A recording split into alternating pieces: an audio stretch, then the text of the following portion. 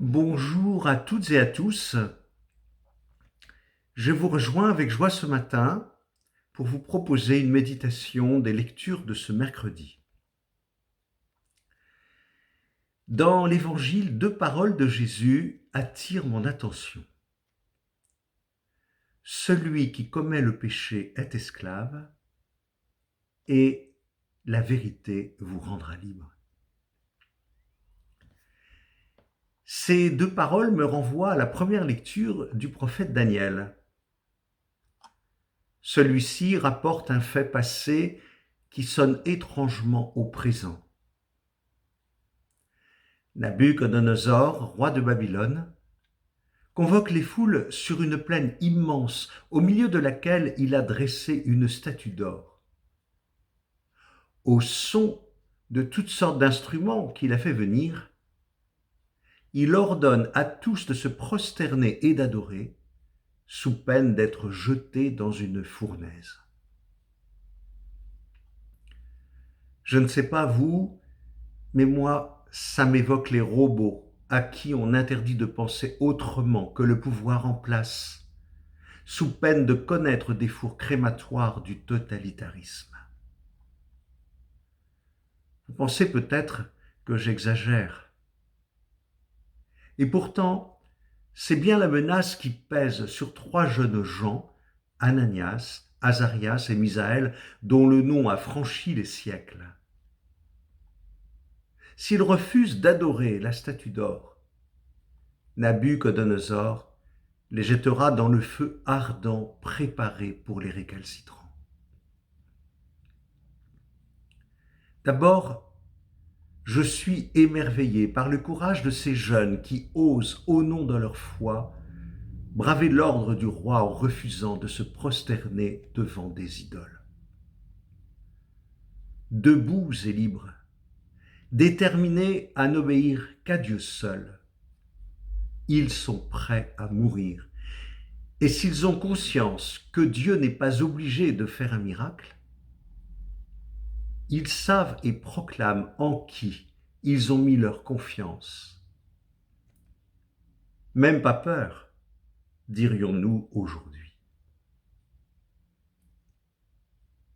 Comme ils ont raison, Ananias, Azarias et Misaël, car bientôt un chant triomphant monte au cœur de la fournaise. À toi, Seigneur, louange et gloire éternellement. Et je les vois rejoindre l'hymne de tous ceux qui, revenus de la grande épreuve, ont lavé leurs robes dans le sang de l'agneau, parce qu'ils ont préféré livrer leur corps au tourment présent, plutôt que de servir et adorer un autre Dieu que le Dieu saint d'Abraham.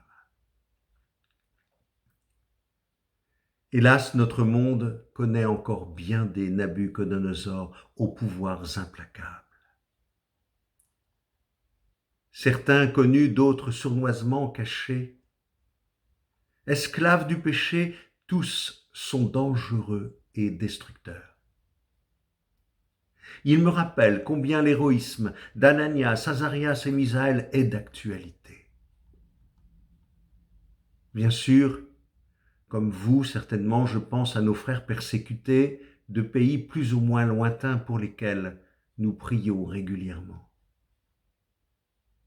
Mais il y a aussi celles et ceux qui vivent un héroïsme quotidien pour rester fidèles à leurs devoirs d'État et à leurs engagements. Nous pensons déjà à tous ceux qui sont actuellement sur le terrain en ce temps d'épidémie pour sauver partout dans le monde le plus de malades possible. Mais d'une façon plus courante et ordinaire, je pense à cet héroïsme de chaque instant pour combattre sans relâche un défaut qui fait souffrir, pour reprendre sans cesse une résolution, pour lâcher prise lorsqu'on veut avoir raison. Et que dire aussi de ce combat à mener pour maîtriser ses peurs, peur de perdre sa réputation, son pouvoir de décider et d'agir, quand ce n'est finalement la peur de perdre sa vie pour l'offrir au Père, avec Jésus ligoté, flagellé, cloué sur le bois, par amour pour la multitude.